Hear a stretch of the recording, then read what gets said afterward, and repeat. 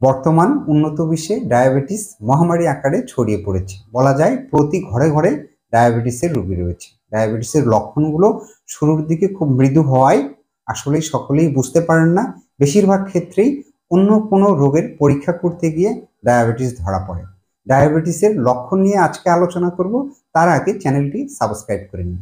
ডায়াবেটিসের লক্ষণগুলোর মধ্যে একটি লক্ষণ হলো হঠাৎ করে ওজন কমে যাওয়া অথবা ওজন বেড়ে যাওয়া, এবং আমরা সকলেই জানি যে বেশি বেশি পিপাসা হওয়া হতে পারে ডায়াবেটিসের লক্ষণ। এবং প্রস্রাবের পরিবর্তন, ঘন ঘন প্রস্রাব হওয়া, প্রস্রাবের পরিমাণ বেড়ে যাওয়া, এবং রাতে প্রস্রাবের পরিমাণটা এত বেশি হয় যে ঘুমের সমস্যা হয়। আরও অনেক কারণেই ঘন ঘন প্রস্রাব হতে পারে। প্রস্রাবের ইনফেকশন এবং পুরুষদের ক্ষেত্রে প্রোস্টেট বড় হয়ে যাওয়ার কারণেও কিন্তু ঘন ঘন প্রস্রাব হতে পারে।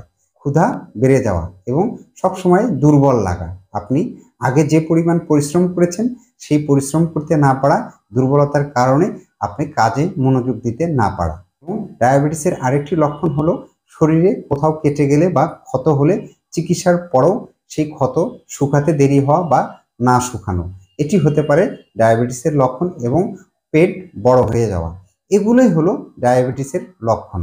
এই লক্ষণগুলো দেখা দিলে অবশ্যই একজন চিকিৎসকের পরামর্শ অনুযায়ী আপনাকে ডায়াবেটিস পরীক্ষা করে দেখা উচিত যে আপনার ব্লাড সুগার লেভেলটা কত আছে।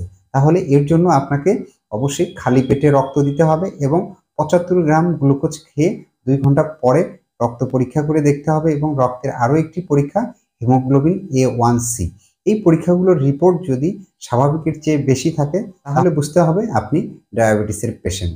ডায়াবেটিসের রিপোর্ট নিয়ে আমার এই চ্যানেলে আরও একটি ভিডিও রয়েছে, প্রয়োজনে দেখে নিতে পারেন। আজকে এ পর্যন্তই। চ্যানেলটি সাবস্ক্রাইব করবেন। ধন্যবাদ সবাইকে।